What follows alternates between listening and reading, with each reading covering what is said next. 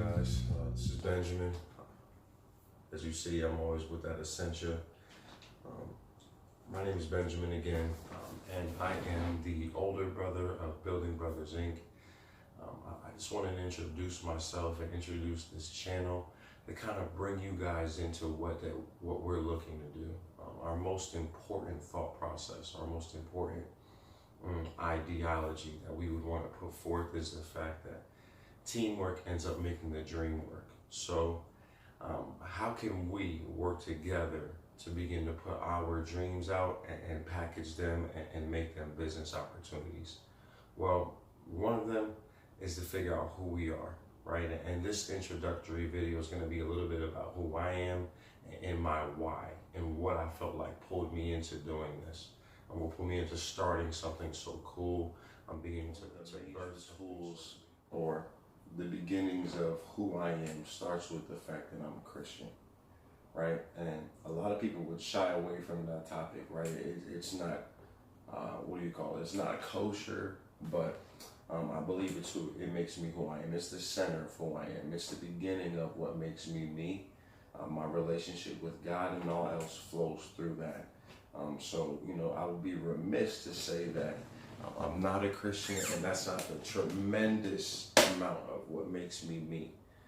What makes me Benjamin? Obviously, my name, son of my right hand or son of my authority, is something that I begin to really treasure and understand and take value in. There's value in your name. There's value in who you are. I'm 30 years old. I'm from New Jersey. And a lot of the cool things that I've experienced or things that I've noticed from being from New Jersey stem from the ideology that, man, you got to be your own person. You got to figure out who you are, right? And having a certain lingo or a certain kind of talk. I used to make up words all the time in school, and I would notice, like, man, people are saying that. Like, that is so cool. It'd be some jibber jabber or something me and my friends would be talking about, just us. And then it would seem like everybody in the school would be saying it. Like, what in the world is going on? Man, but then somebody helped me understand what that was. That's influence, right? And being a people person, showing charisma, being able to maneuver through different circles. It was a multi-ethnic school. There was black, white, Hispanic, Asian, and we all kind of blended together. It wasn't this segregated lunch table thing. And I began to branch outside of the athletic realm because I was athletic. So certain things like that from just growing up and being in positions like that helped and blessed me as well. Certain tools you get from playing sports. One, I'll drop a little nugget for you.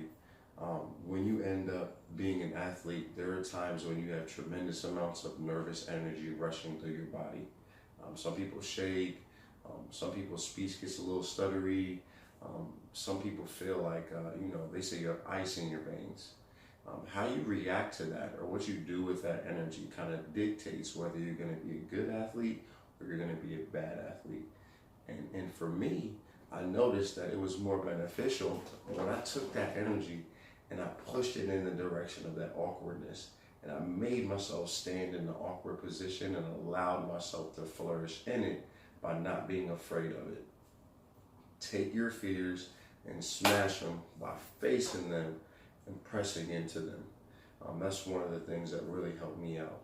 Taking that energy and forcing it in a positive direction instead of allowing it to take me in a negative direction. You can control those situations by how you handle those situations. That's a little nugget for you. You know what I mean? Throw it in there. Something else that makes me me is I'm the oldest. I'm the oldest of 3 kids. So it's me, my brother, whom I'm in business with, and my sister, who is underneath me. It allows me to be put in a situation or predicament where, as an older brother, I was forced to be an example. So being an example, you have to set goals.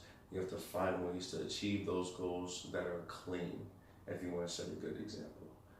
Things that are profitable to do, not, liability. You have to set goals and be mindful of your every move. Now, me being mindful means that each step I would take, each goal I would set, not only was weighty, but I knew I had to do it with ethics, and I needed to be moral about what I was thinking and doing and saying. Because there was two people coming behind me that were listening, that were paying attention, and were kind of feeding off of my successes and then learning from my failures.